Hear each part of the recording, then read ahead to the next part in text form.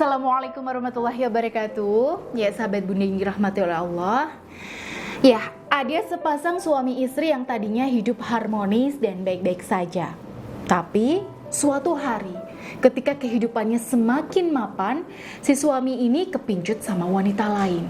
Ya, seorang janda yang punya 7 anak.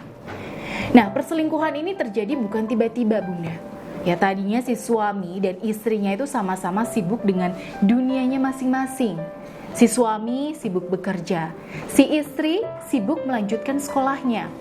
Nah, akhirnya kebutuhan batin si suami dan si istri itu sama-sama tidak terpenuhi. Nah, si istri ini nggak tahu kalau suaminya di sini selingkuh. Ya, sama sekali nggak tahu. Karena di rumah sikap suaminya itu masih saja baik. Nah, si pelakor sendiri di sini selalu memberikan servis terbaik. Ya, mulai dari menyambut si suami ya dengan senyuman, menyiapkan makanan dan camilan, mendengarkan keluh kesah si suami, bahkan memberikan layanan ranjang yang maksimal yang membuat si suami merasa betah selingkuh dalam waktu yang cukup lama. Sampai akhirnya terbongkarlah perselingkuhan si suami dengan temannya yang janda itu. Ya, setelah itu singkat cerita, akhirnya si suami istri ini bercerai karena si suami pun ngotot ingin hidup bersama selingkuhannya dan rumah tangganya memang sudah tidak bisa dipertahankan. Ya, ternyata setelah si suami tinggal bersama janda beranak 7 tadi, ya ternyata apa yang diharapkan suami ya, yaitu pelayanan, keramahan, dan sikap yang lembut itu tidak pernah kesampaian lagi. Si suami justru direpotkan dengan berbagai tuntutan-tuntutan hidup dengan 7 anak. Si pelakor pun ternyata nggak sebaik yang dia kira. Sikapnya sering kasar, banyak nuntut, suka marah-marah, dan sebagainya. Pokoknya ya jauh dari yang diharapkan. Nah, akhirnya si suami ini memutuskan untuk cerai dari si pelakor dan kembali ke istrinya yang dulu. Sahabat Bunda yang dirahmati oleh Allah, cerita yang saya sampaikan tadi adalah gambaran yang sering terjadi pada suami-suami yang berselingkuh.